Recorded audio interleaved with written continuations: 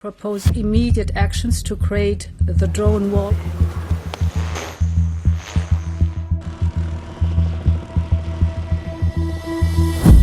Well, firstly, you need to understand that there's a difference between the nature of war, which is unchanging, and the character of war, which reflects technological changes.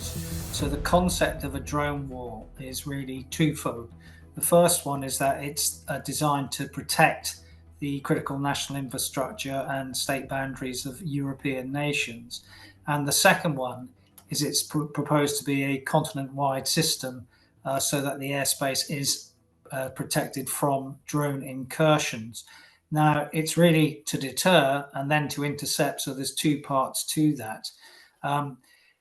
We're not really sure yet what technology that might use. Of course, it will use drones, but drones are actually classified in military terms by 4 different methods: by size, weight, speed, and height. So you're not sure at what level we're talking about.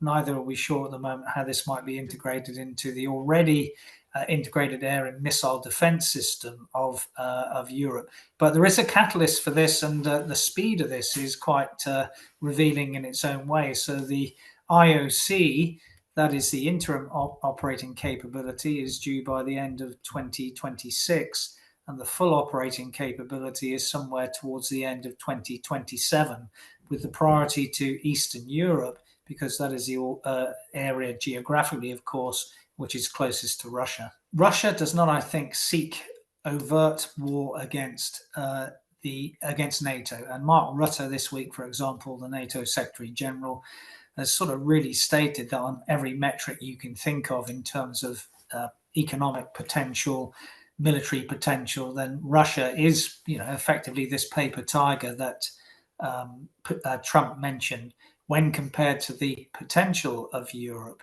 But that is not to say that Russia wouldn't use hybrid means, and indeed that is what they've been doing on the drone incursions. Should that have been Russia, we're not absolutely 100% certain, because it's the interference with everyday life which the drones do. So, for example, closing airports in Denmark has an impact on economic capacity. So it is to offset that. And really, to my mind, it's an extension of both Baltic Sentry and Eastern Sentry, where you look at both how the kill chain works. And the kill chain, we talk about finding, fixing, tracking before you get to any engagement. So it's within the rubric of that whole part of the kill chain. And again, when I talk about the kill chain, that does not have to be by kinetic means, by knocking a drone down with a missile. You can do that by other technologies, including soft kill, including these days lasers, for example. So it's not that challenging in one way, because of course the Baltic Sentry and Eastern Sentry do use artificial intelligence to help track, for example, the shadow fleet of Russia. But it's really a method, I think, of helping to call out these sort of hybrid incursions from Russia, which is one means of modern warfare, and where you not only do you seek to do those things of eroding economic capacity, and potentially will, but it also plays into how the Russians use propaganda and subversion. And it's trying to get away from this idea of deniable attacks, the idea that we had nothing to do with the drones. If you can pinpoint them and ultimately, knock them down either in a soft kill or hard kill, so that you can then trace by the components where these things came from. The key thing at the moment is, if you look in the last 6 or 7 years, firstly, the Nagorno-Karabakh war we talk about as the first war when most of the sustained destruction came about from unmanned aerial vehicles, i.e. from drones. So the first war in history where that occurred by drones alone. The second thing to look at is the Operation Guardian of the Walls, the Israeli operation in Gaza, not against Hamas at the time, but against Palestinian Jihad Front, PIJ. That was noted to be the first AI war.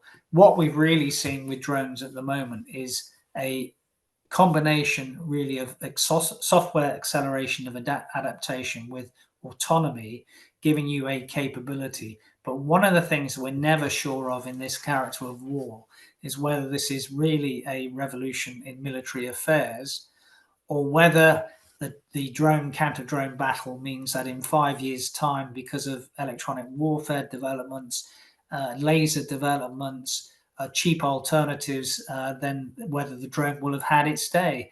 And that's the million-dollar question. You just want to have enough capability so you're not wrong when the crisis hits, and you'll never know really what the answer to that is until that crisis develops into a conflict. And that's why deterrence is important, to try and make sure a crisis doesn't go into that conflict space. Well, it isn't just the borders, and I think again in the last month, NATO have made it clear that a Russian ballistic missile could hit London in 10 minutes. So the notion that you just protect the border by being lined up in Estonia, Latvia, Lithuania, and Poland is a false one. But so the first thing is that in the anti-drone thing that we're talking about, this is a dynamic tech-driven solution. It's a sort of a Maginot line that moves really, using that notion of the Maginot line from the Second World War. But because I brought in that notion that a ballistic missile can hit London, for example, in 10 minutes, and therefore a Russian missile could hit any European capital in the same sort of time, we certainly need a sustained rearmament, and that's where the 5% of GDP comes in, which NATO seems to be working towards European NATO, given Trump's missives, and that sustained factory output, because it's sustainability and availability of weapons in terms of deterrence for the future, which is going to stop any overt moves by Putin in the future, I think. Because there are some NATO countries which don't have their own fighter aircraft. So, for example, Estonia doesn't have any of its own aircraft, even though it's the highest spender of GDP on defense. So the airspace of Estonia, for example, is provided on rotation by other European nations. That is different than, for example, Romania, which has F-16s. So Romania could use its own sovereign airspace, because that is sovereign, to shoot something down outside of a NATO framework. However, this week the discussion in NATO was about unifying the rules of engagement so that that would clarify for every nation that they would operate under one system. The Supreme Allied Commander, an American general, thinks that this would give him more operational flexibility. I don't think it would. I think there'll always be national red cards, because airspace is sovereign, and ultimately nations can take their own sovereign decisions whether to shoot things down or not, and what actions to take in the anti-drone framework or not, based on either their sovereign decisions or within a NATO decision. The two things can be different. They could be both together at the same time, but they don't have to be.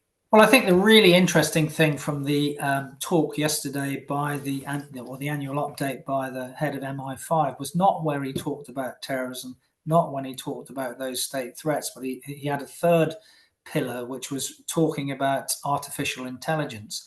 And it's actually the use of artificial intelligence by our antagonists to use that in the propaganda and subversion space to break the will of the UK. Because as I said earlier, and the will of NATO, it's, the combat and economic potential of NATO as a collective is far stronger than Russia and probably China. But if you erode that will by subverting society, and our society is an open society, Russia, China are a closed society, we're accountable in the way that a lot of their organizations are not. We have an open legal system.